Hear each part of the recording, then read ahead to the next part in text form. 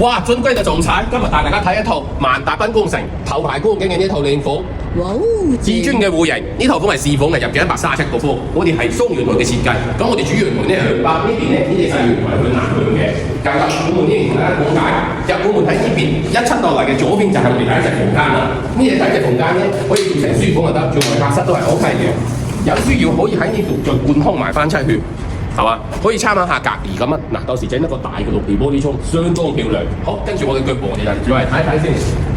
客廳依然係咁多實用嘅，呢邊咧即係坐喺呢度度，呢邊嘅開間係4.2米，咁佢裝修咧大概係7.3米左右。頭先報咗一下，呢邊就係我哋嘅廚房啦。好嘅，跟住再睇睇我哋其他嘅房間。呢隻陽台咧，呢邊係南陽台嚟嘅，大家可以見到啦，相當通透嘅。動靜皆宜嘅設計啊！呢邊係餐廳嘅位置。嗱，帶大家睇一睇，呢邊咧係我哋衞生間，衞生間相當闊落，可以做乾濕分離。呢邊係我哋大食房間，呢邊係我哋衞生嘅房間。好啊，為到我哋咧，呢一邊咧為到有隻呢邊係我哋主人房，有兩隻房間都見到光景嘅。主人房呢一邊可以整成一隻衣帽間嘅設計，呢隻主人房相當闊，係嘛？